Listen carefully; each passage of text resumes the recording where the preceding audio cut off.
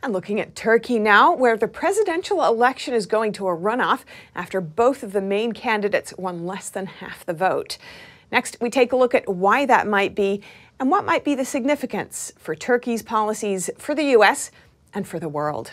Earlier today, I spoke with geopolitical analyst Brandon Wiscart for his take. Brandon Wiscart, welcome to our show. Thanks so much for coming on. Thanks for having me on again. Now, President Tayyip Erdogan's popularity has plummeted as of late. What are the key factors driving this, do you think?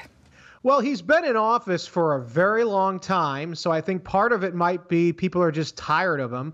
Another issue is the Syrian refugee crisis. More importantly than any of that, though, has been the spending issue. So Erdogan has basically been a big spender. It's not very popular. We also want to look at NATO. You know, because Turkey is a key player in NATO, especially with regards to Finland and Sweden.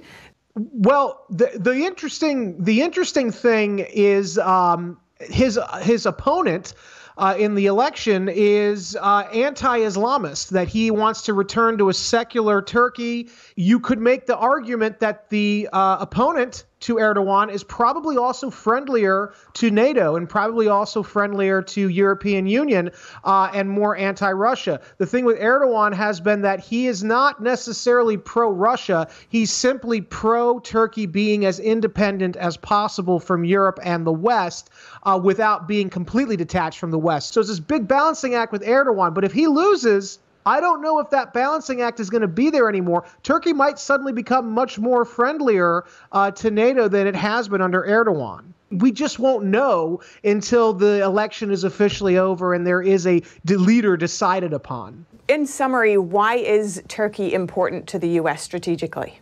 Well, Turkey is it's literally the crossroads of civilization, as the old ancient saying goes. It has also served for decades as the important, vital southern plank of NATO's southern defensive perimeter. It's along the Black Sea. It allowed us to contain the Soviet Union in the Cold War. It could conceivably allow us to check Russian ambitions in the Black Sea and in that sort of southern periphery of Europe. And also, it is facing the Middle East, so it allows for NATO power projection, possibly, into the greater Middle East. But if they're against us or if they're opposed to us in Turkey, they could really curb American and NATO power projection into the Middle East. So it creates a whole lot of complications if we don't have that government on side.